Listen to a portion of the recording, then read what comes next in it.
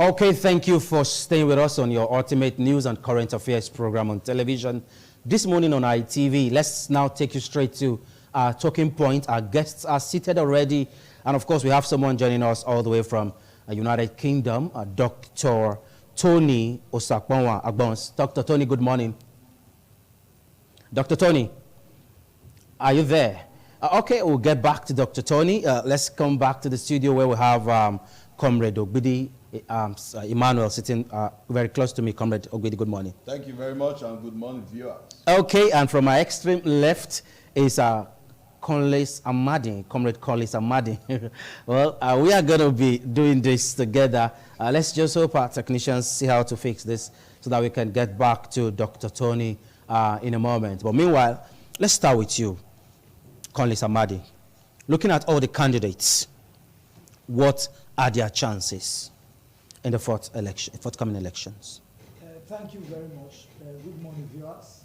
Good morning, DPA. All the candidates certainly should have chances at their own level. One, what gives more chances for candidates, and not just because you have come as a candidate. It also has to do with about your structure, those who are there for you, because you understand that it's not just a single election. It's an election that has to do with the grassroots. It's an election that someone has to stand in either as a House of Rep member or as a senator. That's for the presidential, as it were. So by that domain, having a candidate at that level who is closer to its people, who is closer to those who are going to cast their vote recording in progress by way of being a member of that constituent. So you should expect that a local mobilization will be done, and that itself is an advantage, you know, for each. And I'm happy that invariably all the parties have said to Nigerians that they have offices across the country in the 36 states and the Federal Capital Territory as stipulated by the law. But also, unfortunately, some does not have, but by mere paper they have said they have. And that's where INEC ordinarily needed to come in even before now, because our electoral law and our electoral acts are clear.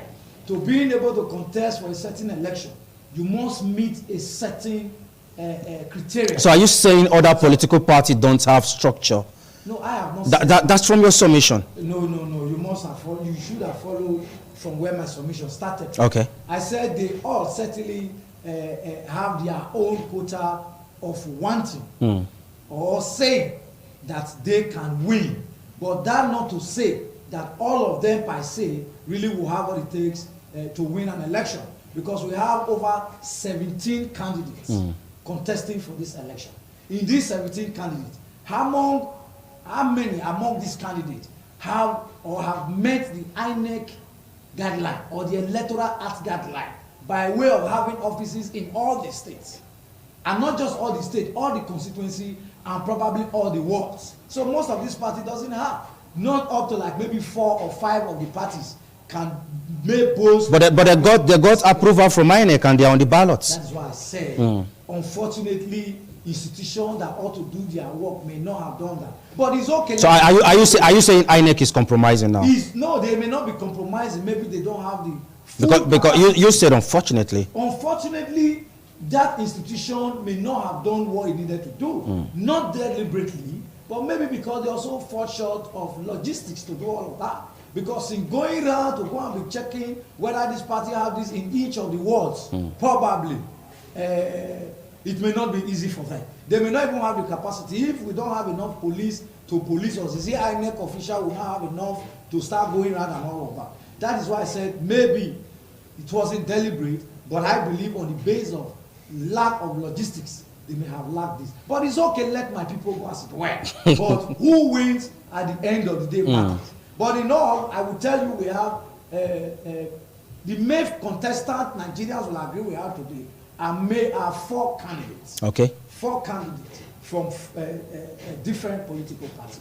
All others are there, but they may not really have that momentum because they don't have that drive as it were. So these 4 candidates now we are looking at Asiwaju Ahmed Tinubu, we are looking at Atiku Abubakar, yes. We are looking at Kwankwaso, Bola Ahmed Asiwaju, Alhaji Atiku Abubakar, Kwakwanso of NNPP, and our friend Peter Obi from Labour Party. Okay. So these four, we would say, from these four, we will have a really competitive presidential election. So are you saying others are just making up the numbers? Others are just there, but maybe not because they are just there that they don't have capacity, but unfortunately they may have come through a political platform that have not been able to expand, you know, just the same way like Labour were before now. But however, before the Labour did their first primary that they did and the other man won, you saw that Labour came all out by using their structure as a movement, as it were, as being an affiliated or as being an institution of labor union. Okay. You know, anchoring on labor union, using the civil servants as it were to make up the labor. Okay, Amadi, I'm going to pause now. Let's come to Ogbidi now. Comrade Ogbidi, quickly. Looking at these candidates that we have on the ballots, what are the chances of having a minority or a party that seems not to have public acceptance emerging winner of this election? Okay, thank you very much. I want to quickly say this, that, you know, some factors played out in the political space when it comes to winning an election. First of all, we must understand that the 2023 election is very dynamic. It's very different from the usual election we have. And 2023 election is going to lead us to an evolving state to change the narrative as to how power will be truly given, you know, to those that seek it. Democracy is a system of government where power belongs to the people. And over the years, the people never knew how much power they have until very recently when we begin to see some level of engagement and sensitization. Okay. Having said that, the political class, by statistics, is just about 2% of the population of Nigeria, and by extension, our voting population. So, we will not really begin to dwell on political structure as it were, but we will begin to dwell on the mind, dwell on the decision of the Nigerian people appraising all those individuals who are currently contesting in the various positions. Vis-a-vis, we are going to look at them, take them through the means, through certain factors, and one of those factors is performance. Okay. Take, for example, the ruling party is also feeding a candidate for the next year election. Now you are going to ask yourself, what is the performance of the ruling party as it were now for 8 years? They are just rounding up. We are going to look at various statistics based on micro and macro economy. We are going to look at the economic situation of Nigeria as a country. How has the ruling party performed?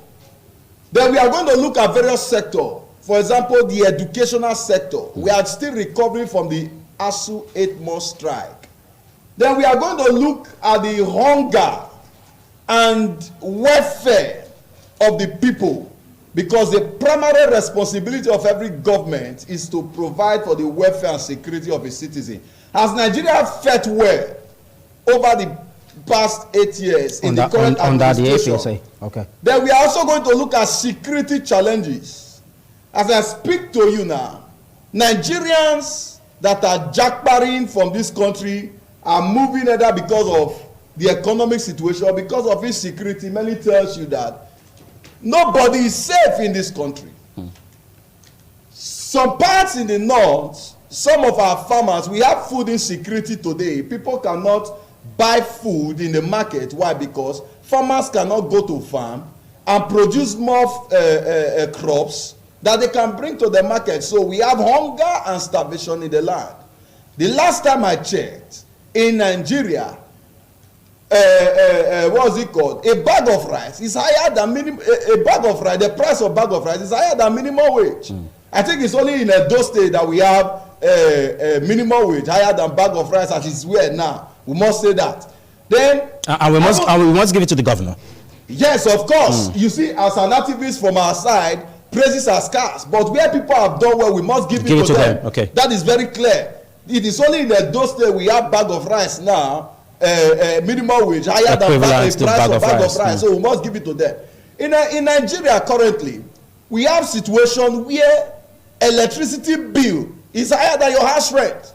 So as a civil servant or as a petty trader who have lived in this economic hardship, you now begin to ask yourself, what chance or what chances does the current party have to produce another president? Because if you ask me, there is no political strategist, there is no political juggernaut that can separate the current president of Nigeria from the political candidate of his party, as it were, whether from the formative stage of the APC and the 2015 election, how they come about.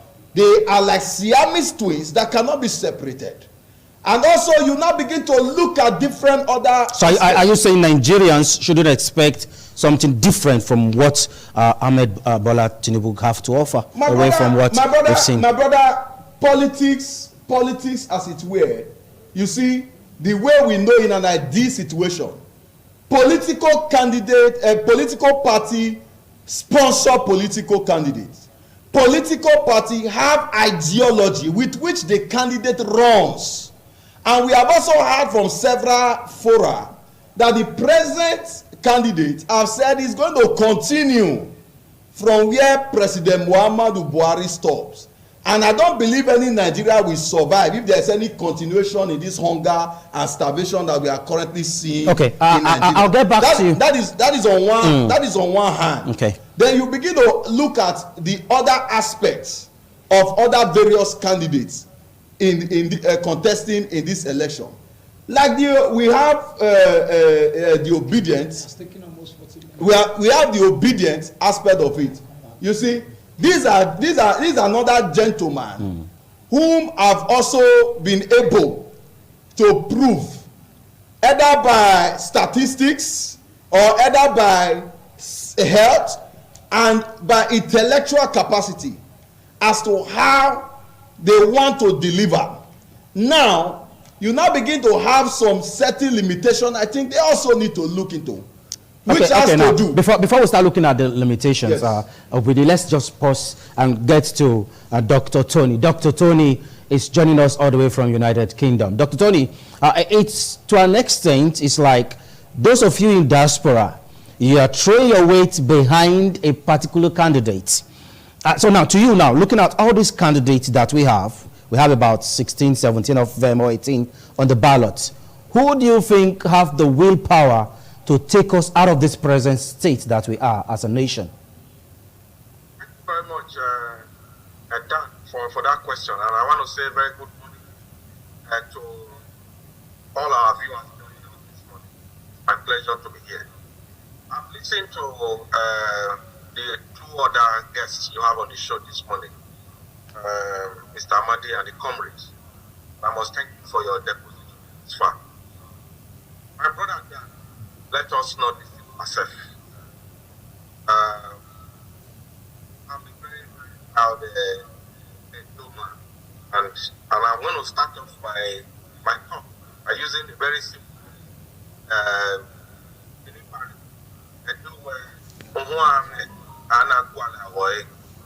so it's in the head of the animal that you look in the eyes. Nigeria has become a limbed up giant. A land full of potential, never achieving that potential. So this 2023 election, like one of the fellow guests said, is a decisive one for Nigeria. If we get it wrong in 2023, I'm afraid that we don't know what of Nigeria. So let me make it very clear here that there are three. For me, I would say there are three main candidates. The fourth one is still not very, very pronounced to me. So we have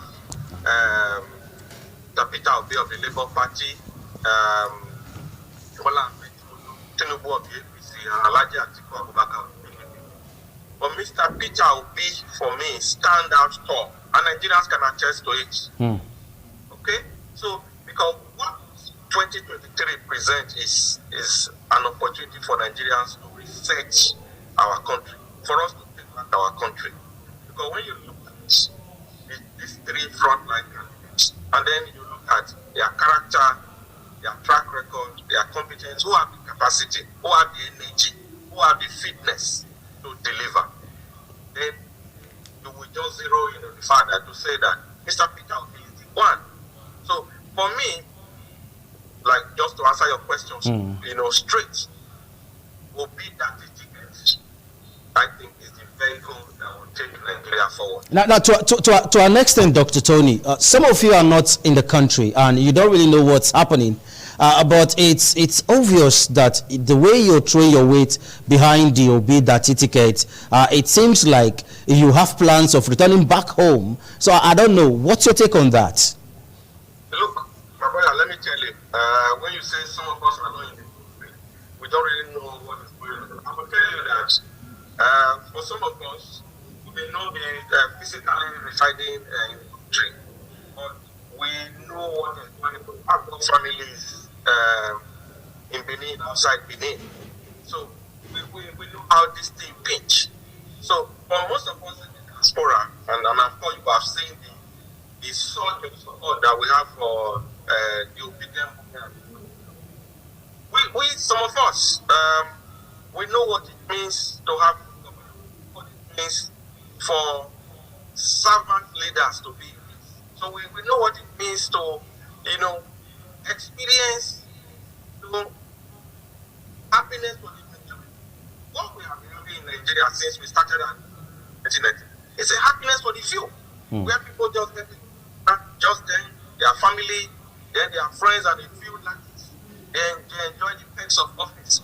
While the majority of people, they suffer. Look at the statistics that the National Bureau of Statistics reviewed out last week. That 133 million Nigerians, are below the poverty line. The way they say absolutely poor, this is not just ordinary poverty. So you can see that the political elite, they are even weaponizing poverty now. Look at some of the campaign rallies going on. Look at the videos we are seeing. People sharing money. And this current government, like Comrade said, when they were campaigning, promised Nigerians three things.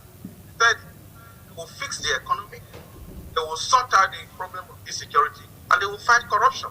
These three mantras. The question I always ask, were you better 2015, 2019? Now, that is the question I always ask. And I tell people who don't want to vote wisely and follow the opinion in this 2023 election, I say, suffer on the tire now. Not the tire of suffer. But that's the question. It's the question I always ask them. Okay, let's come to Comrade Collins. Now, to an extent, Asiwaju, the man Asiwaju, was one of the forerunners when Buhari was actually coming into power. He was one of those who campaigned for him. In fact, most of the promises made, Nigerians heard it from Ahmed Tinubu. And now he's saying that he's going to continue from where Muhammadu Buhari stopped. Do you think that is a wise way to campaign? And now, when President Muhammadu Buhari ends his tenure, so is there going to be a vacuum?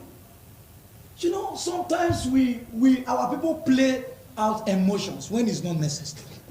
Is there going to be a vacuum? If you are the general manager of a particular place and you are living there, am I not coming in to take over from where you have stopped? But you are saying you didn't interject them. You are saying you Amadi, you have been emotional now. No. You're taking it personal. So I can flow. Okay, flow. You have the flow. Now, what I am telling you, if someone had governed and the tenure ends and I am coming in, I'm continuing from where it stopped. And if by way of policies, there are some of his policies I may consolidate. There are some I may review. There are some I may choose to jettison. That is why government have, over the time, said to be a continuity. This is not the first time and it's not going to be the last time. You don't want to blackmail people. Either we say we are not card-carrying member or we come to public, we tell them we are not party people and we try to play neutrality. Even from that level, we are already bringing down the system we are intending to bring up. But do you know the joy about this? Where they say politics is politics. When it's time to play politics, every Nigerian knows politics. And let me tell you, just as you have some persons who are supporting A, so you have the ones that are supporting B. By virtue of the public view, since they all started campaign, even when they wanted to test themselves on a normal road walk, we saw it that it's not by mere say, it's by the activeness. So, bring your leg, let me get it. The owner of the leg is not willing to say, carry my leg, just like that. And let me also tell you, when they say by statistics, AYZ have proven.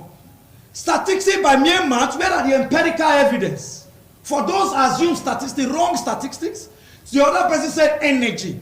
Are you going to do a bricklayer work? Or you are going to see when you talk of government. But that is his opinion. I know. That is Dr. Tony's opinion. My own opinion too. Okay. That governing a people is not a bricklayer work or a carpentry work that you have to climb the mountain and jump down and see if you are still strong. It is by idea. It is by multilateral and standard policies. But in a bid to express your view, try not to. In a way, discredit another person's opinion. Just as others would discredit others, if by way of explaining it discredit another person is not something we should worry about. Go ahead. Let me tell you, governance is a teamwork. It's not a one-man show. If I am meant to be the head and I can get the rightful team, things will fall in place the way it's supposed to be. And now when people say Nigerians are now accessing electricity was privatized by which people? PDP government, headed by Atiku, because he was the chairman of privatization and what have you, who Peter Obi told us is more qualified even than him in video that was circulation, who he said is a unifier. Now the same person was his running mate before. And when you talk about consistency, somebody who cannot be consistent by way of political alignment, for example, who have changed 5 parties in 3-4 years. Now, can you not tell me those are people you can trust, you can believe that tomorrow they will tell you A and it will stand A? No, it's not possible. Now we must check people by way of their track record. You have been a governor, you have been a vice president in charge of economy, you have also been a governor. Now, empirical evidence. At the time you left your state, where is it now? Where did you leave it? Now, who are the match tracks of different sectors that you have been able to build? Which human capacity, which youth have you been able to build? Even if you want to call it a youth activity or what have you. Now you must prove that you have done AYZ. Not just to come and say the other person is not fit, one is fit. But also let me tell you, leadership is by wisdom.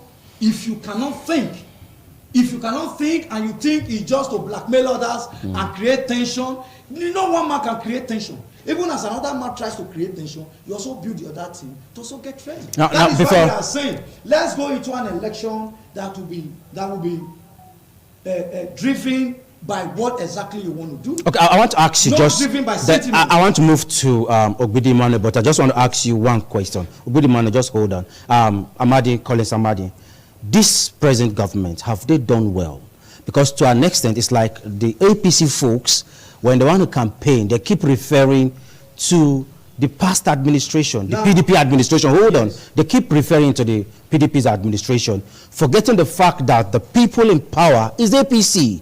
And this is 8 years. Now, by February 25th, there will be an election. Have they done well? Yes or no? PDP was given opportunity for 16 years. Or the APC, have they done well? They've done well, fine. Good. No, fine. Please, you allow me now. It's a simple question. It took 40 minutes and I was checking. I'm the moderator here. That doesn't still. I'm the moderator here. One of the party members. I'm the moderator here. So don't hijack the show. Don't hijack the show. All right, please. You just have 2 seconds. Now it cannot be 2 seconds. You said have they done well? Yes. And you said yes. For 8 years you said have they done well? Yes, to an extent they have done, and they are setting a standard that will help to get to where we want. PDP ruled for 16 years. And they brought Nigeria to where it were. that Nigerians cried and said PDP must go for 16 years. Now APC came in. You know what was completely dropped down? You cannot bring it up in a day. Now there are policies. You know we are doing a hurry in this country sometimes. In a day we just want to see things materialize. You can't set up a foundation today and also roof the house, the same building today. Okay, thank you. APC, thank you. APC in very many areas, in security, you may say yes, have they really done well? Let me tell you. The standard call that PDP gave the standard that PDP-led administration gave to insecurity in this country cannot be built in a day. Okay. And that was why you saw that over 53 local governments insurgency flag were flown, and today all that is in the past. Now, even when you talk to Boko Haram, when you talk to when you all right, Amadi, thank you. I'll get back to you. I'll get back to you. I'll get back to you. We have other guests on the show now. Ogwede Emmanuel, one of the easiest way to rig an election is to disenfranchise the voters. Do you see such playing out in the forthcoming election?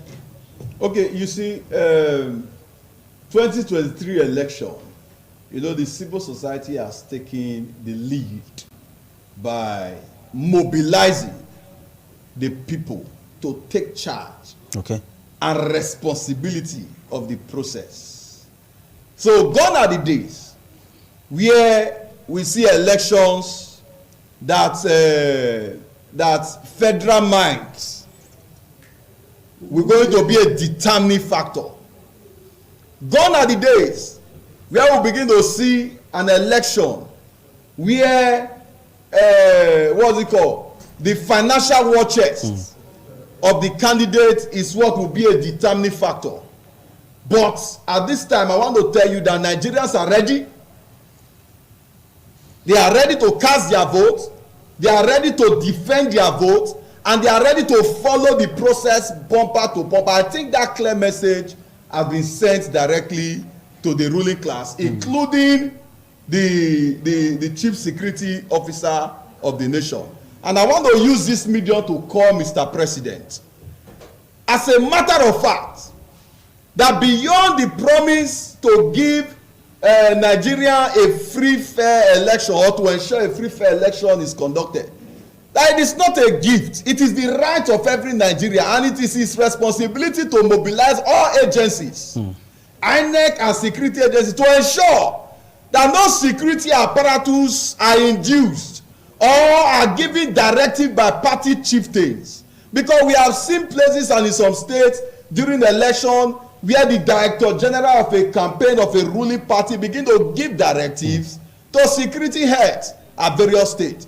That must not be seen in this very... It has happened in the past. It has happened in the past. We want to call the president, as he has said, he should match words with action to ensure that everybody are given a level playing field to engage Nigerians and to engage the electoral process, so that we can come and get results that truly reflects the will of Edo people, and by extension the entire Nigerian state, so that we can have leaders that are credible. I tell people, I said, good governance is 80% pre-election matters.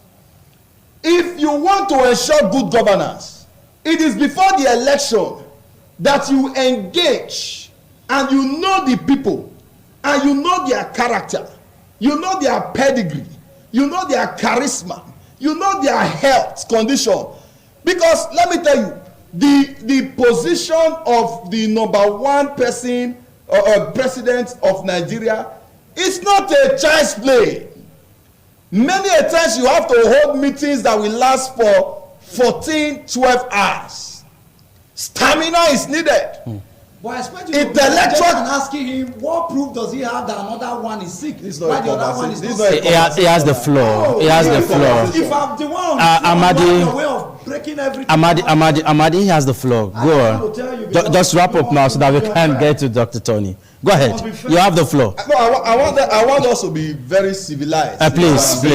Call us Amadi. This is a live program. Please go ahead. Nigeria. Go ahead. This is a national program. You give him free. We should be able to come with call us Amadi, please. I'm not contesting on the election. Please go on. You have the let's floor. speak to the issues. You have the floor. Let's Go on. not speak to. Go ahead. Now, I was saying that the office, the position of the number one citizens of the country, Nigeria, is a tedious job. It's a job that requires your stamina, your health. Scientists have told us, we have doctor in Zoom, that it takes energy to think. It takes energy to think. That is why you have people who think are more worthy than wheelbarrow pushers in the market. Because people who think in businesses brings out strategies. It is in the thinking room. Are you saying we have some? Are you now saying we have some candidates that don't have the mental capacity to run in this election? No. You know, people say that to govern a country, you don't need the strength of a bricklayer.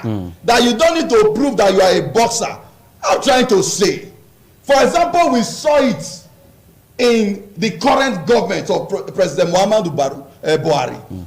We have had situations where on more than 4 months, he was out on health ground, and in several occasions, the billions of Nigerians' money were spent outside the shores for medical trips and health issues. Those money could have been utilized in our health sector. Okay, I'll get back to you. Let's quickly get to Dr. Tony. I'll get back to you now. Dr. Tony, in a way, the President and Commander-in-Chief of Armed Forces said that he's promising Nigerians a credible, free and fair election. Some Nigerians are worried if such statement is coming from a sitting president who is a party member and they have a candidate in the forthcoming election. What's your thoughts?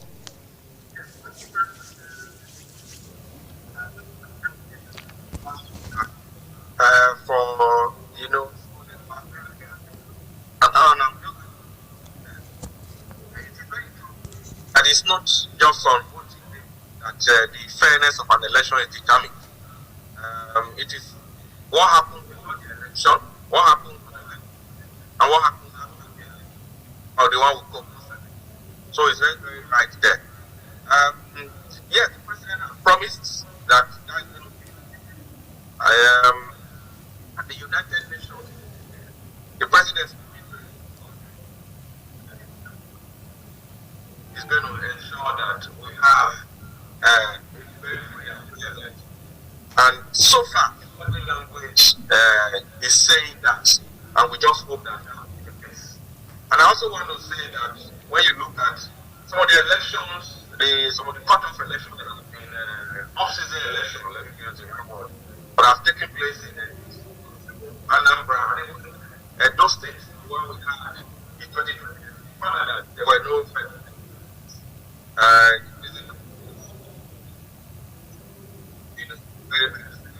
So I've been looking at those 4 that have happened. I believe very strongly that this current president, despite the criticism that we don't put in, or when somebody have done things fairly, we have to put it in. So I believe that the election is free and fair. Although some of the action people have so far, it's not giving us any hope, because some political parties are being prevented from holding campaign rallies at venues they would have loved to, and all that issue coming up. But here and there, looking at the energy of the people, the vibrancy of Nigerian party to elections, they actually among the young people who before now don't even vote, but everybody is out now. People now know that the sovereignty of our country depends on us. The destiny of Nigeria is for us to take. So okay. I believe that I'm still with you. To an extent, young people don't come out to vote on election day. In the past, it's on that day you see them come out to play football. That's the day they have time to hang out with their friends. And for the Obi Dati movement, that have lots of young people following them. Do you think they can come out on that day to still vote, or should we just expect the norm? They're going to definitely come out because they see the situation of the country and they desire a real change, not the change this level that was promised in 2015, 2019, which they have not seen. And I want to say this very clearly. Let us not deceive ourselves. Can Nigerians boldly say that we are better off now? You know, looking at all the economic indices and parameters that they were in 2015. So those are the things we need to be saying. And for me, I really get upset when I hear people say the PDP was in government for 60 years now. Look, those times are gone. So the reason we employ this, look, people should know that people who are office. We are the one, Nigerian people, we are the one employing them. They are it's just like, you know, applying to be a chief executive of a business organization. So you send your CV. So they are, during this campaign, they are begging us to employ them. So when we employ you, you deliver. And in this delivery, there are KPIs, key performance indicators. Okay. So if you don't meet it, you don't come and tell us story that, oh, Lapaja or XYZ or Mrs. XYZ was in that office. Now that you have been there, what have you done? That is what we want to hear. So it's very annoying. I see political actors and even commentators saying that that the PDP was there for 16 years. Now, so we've gone past that. So time for us to move on. So if you have had 8 years now, and things are moving, then we kick you out. That's the beauty of democracy. And I must say this. But somebody like me, some of us are in this not because we are, you know, political, we are politicians. You understand what I'm saying? Yes. Okay. The situation of Nigeria now has gone beyond party affiliation. We can forget about it. And for the candidate, okay. All right, I'll get back to you as we begin to wrap up now the show. Let's come to Comrade Collins. Comrade Collins, is it possible for us to mix it next year? Is it possible for us to mix it? Nigerians have never missed it. The truth is that there is this boobaloo noise before every election. It's not just to make noise and empty noise. We have not even got to election. A lot of parties are already fighting, their leadership are already fighting for who stole money, who did not steal money, who forced signature, did not force signature. And they will all go all out into that election, disgruntled and in crisis. And at the end of the day, you want to win an election. Where you have people are claiming without energy today, are having different international relations, international deals when they finally become president. Today, a particular candidate, which is Bola Ahmed Siwaju, is with the president of the United States of America, thinking on the way forward if he becomes a candidate. Meeting with Israel, meeting with other nations, while others are here. Meeting with conferences across the world. You say it doesn't have energy, it's moving across the world. Now, let me tell you, every party has its supporter and its team. No one person should feel too hype or hype himself so high and believe he already have them. You have youth wing supporting Asiwaju. You have youth supporting Atiku. So you also have many persons who may not even have voters card who are also supporting another candidate. You think they don't have voters card? Who may not. Okay. Who may not have voters. Okay. And if they even have, they may not even have the time to do it. Now people always say, oh, sometimes the number of politicians are minute. Let me also tell you, it is the politician that mobilizes two people out. It is the mobilization, it is the politician who will say, oh, come out and do this for A, Y, Z. Now, let me tell you, Nigeria has gotten to where it has gone to. I'm going to tell you, 2023 election is going to be one of the most peaceful elections we have ever had. It's going to be so simple because the margin will not be a child's play. The way Asiwaju is going to floor the rest of them. It's not going to be a child's play. It's the ballot that will speak. I know, the guy already knows. Let the ballot speak. Now, by way of capacity, by their fruit you shall know them. It's not by making noise. It's not by assuming. My joy is that even if you want to make noise, the other man also have enough strength and supporters who can as well help him make noise. Okay. So it's not one man that is an island here. It's not one man who should assume and claim that, oh, with me it's all. Tell us what you have done before. Those are what Nigerians should be assessing candidates from. And possibly tell us what you want to do. And the things you claim you want to do, you want to curb insecurity. How are you going to curb insecurity? We have seen many of them who are just ranting when their guest or their host asks them, how are you going to curb it? They are confused, they don't even know. They just leave the topic, they will say something else. I want to build an economy. How are you going to build an economy? Now we have people who you can prove by way of their art, they are even build their own self-economy. From there you can start. Their own very immediate jurisdiction. How have they built their economy there? That is how you assess people. It's not by me say. Let me. Now many of us are quick to talk about head. And I keep asking them, are you the physician that have assessed A, Y, Z and say this person is not fit? Okay. And I'm sure our electoral act or our electoral law have also made provisions for all of that. So if anyone is not fit by way of health, not by way of assuming that some persons are assuming, because see that must come to equity must come with clean. Okay, thank you. If we want a new Nigeria, a Nigeria that will work, that we are envisaging, should we start it on the ground of blackmail, assuming? Okay, I'm going to pause now. Let's quick because we are running out of time now. Comrade Ogbidi, quickly. It's like we are going back to the dark age where people will have to lose their life during elections or before the elections. Atiku Abubakar, his entourage was attacked somewhere in Borno State. The Labour Party women leader in Kaduna State was assassinated recently. Do you think we can still come out of this dark age of taking each other's life in a bid to win an election? I want to quickly state categorically that every candidate contesting for one position or the other must at this time begin to understand that it is not do or die. Election is not do or die. Okay. Election is how much you are able to engage the minds of the people, how much you are able to sell yourself, sell your policy, and be able to convince the electorate to vote you.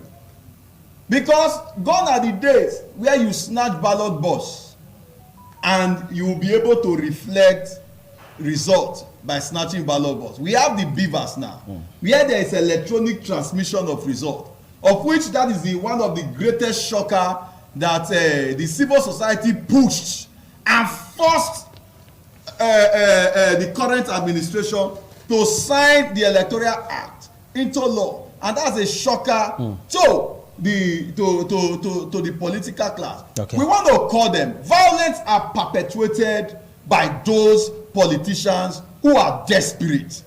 They must at this time desist from politics of bitterness and politics of hooliganism. And we must call on the security agencies, the IGP, to read the Riot Act so every politicians. Take for example, we saw what happened in Kenya.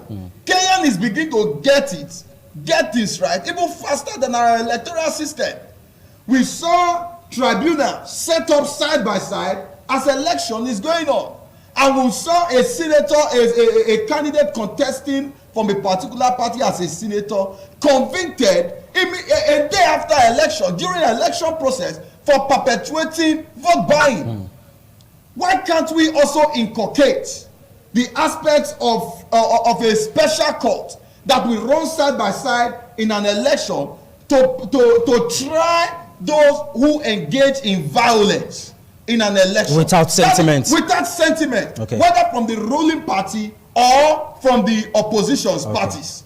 Now, the responsibility and the ball still falls, rise and fall on leadership. Okay. Mr. President must send a clear signal that in this 2023 election, no matter how highly placed you are, even if you are from my party, if you are caught mobilizing youths to perpetuate violence in this election, the long arm of the law will catch up with you. Okay. And beyond that, we need to also send a clear message to our youths.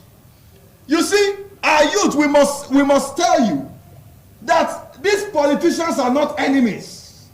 Asiwaju and Atiku is not an enemy. Okay. Obi and other persons, they are not enemies. The only people they play fool is on you and I, who they will send and mobilize with AK-47 environment to perpetrate violence and maim people during an election. When their kids want to get married, they marry each other. When they are doing business, they do businesses with each other. But when it is time to kill themselves, they look for you to take guns and to take machetes. All right, let's quickly take. So we must not perpetrate violence for this politics. Let's quickly take final notes from Dr. Tony. Dr. Tony, to an extent, some people are concerned that the Obi movement is being sponsored because of the southeast mindset, because they feel his candidacy is being sponsored by the Southeasterners. Do you agree with that? I do not agree. In fact, I was involved in this yesterday, and we were analyzing this issue and this question that was just asked me. I think at the level we are now, we should be seeing things beyond tribal and ethnic sentiment. So, like I'm from Edo State, and there are people from every part of the country supporting other candidates as well. So, we should reach a level now after 22 years of our democratic evolution where we look at the person, his track record, what he has done, previous offices where he has done. And I think that is where Peter Obi and Dati Ahmed, where they stand tall. Just make this clear. Nobody is saying that Obi Dati they are saints. Nobody is a saint. We all have our weaknesses and weaknesses. But for many of us, when we look at the three frontline candidates, the others are so many bandits. And as Nigeria will not have. There's time is going, and we cannot afford to lose another 4 years of bad. To have another 4 years of bad governance. All right, I'll take that. I'll take that as your final submission on the show because we are really out of time. Thank you so much, gentlemen. It was a fantastic discussion, and we hope to have this discussion again. We would love to have this conversation. We would love to have this conversation. So thank you, Comrade Collins Amadi. Thank you, Collins Amadi. I'm rounding up, please. Allow me to do the needful. Thank you so much, Ogodi Emmanuel. Thank you, Dr. Tony, for taking time to join us despite the short time. All right, we'll quickly take a short pause now. Then we'll come back and call it a wrap on the show. Don't go nowhere.